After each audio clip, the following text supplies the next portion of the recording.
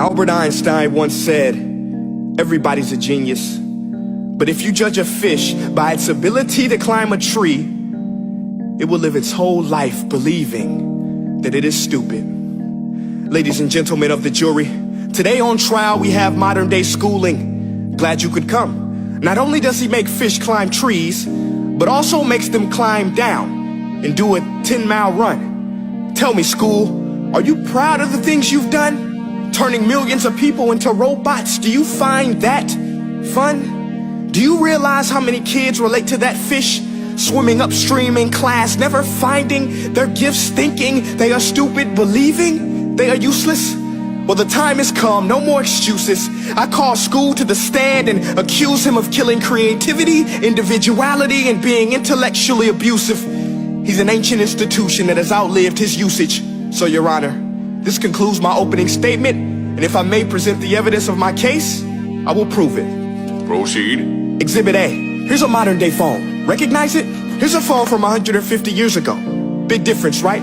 Stay with me. Here's a car from today, and here's a car from 150 years ago. Big difference, right? Well, get this. Here's a classroom of today, and here's a class we used 150 years ago. Now ain't that a shame? In literally more than a century, nothing has changed. Yet you claim to prepare students for the future? But with evidence like that, I must ask, do you prepare students for the future or the past? I did a background check on you and let the record show that you were made to train people to work in factories, which explains why you put students in straight rows, nice and neat, tell them sit still, raise your hand if you want to speak, give them a short break to eat, and for 8 hours a day tell them what to think. Oh, and make them compete to get an A. A letter which determines product quality, hence grade A of meat. I get it. Back then, times were different. We all have a past. I myself am no Gandhi. But today, we don't need to make robot zombies. The world has progressed. And now we need people who think creatively, innovatively, critically, independently, with the ability to connect. See, every scientist will tell you that no two brains are the same. And every parent with 2 or more children will confirm that claim. So please explain why you treat students like cookie cutter frames or snapback hats, giving them this one-size-fits-all crap. Watch your language. Sorry, Your Honor, but if a doctor prescribed the exact same medicine to all of his patients, the results will be tragic. So many people will get sick, yet when it comes to school, this is exactly what happens. This educational malpractice, where one teacher stands in front of 20 kids, each one having different strengths, different needs, different gifts, different dreams, and you teach the same thing the same way? That's horrific. Ladies and gentlemen, the defendant should not be acquitted. This may be one of the worst criminal offenses ever to be committed. And let's mention the way you treat your employees. Objection. Overruled. I want to hear this. It's a shame. I mean, teachers have the most important job on the planet, yet they're underpaid? No wonder so many students are short-changed. Let's be honest, teachers should earn just as much as doctors, because a doctor can do heart surgery and save the life of a kid, but a great teacher can reach the heart of that kid and allow him to truly live. See, teachers are heroes that often get blamed, but they're not the problem. They work in a system without many options or rights. Curriculums are created by policymakers, most of which have never taught a day in their life. Just obsessed with standardized tests. They think bubbling in a multiple choice question will determine success. That's outlandish.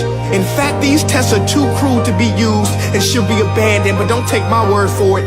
Take Frederick J. Kelly, the man who invented standardized testing, who said, and I quote, "These tests are too crude to be used and should be abandoned." Ladies and gentlemen of the jury, if we continue down this road, the results will be lethal. I don't have much faith in school, but I do have faith in people. And if we can customize healthcare, cars, and Facebook pages, then it is our duty to do the same for education, to upgrade it, change it, do away with school spirit, because that's useless. Unless we're working to bring the spirit out of each and every student, that should be our task. No more Common Core. Instead, let's reach the core of every heart in every class. Sure, math is important, but no more than art or dance. Let's give every gift an equal chance. I know this sounds like a dream, but countries like Finland are doing impressive things.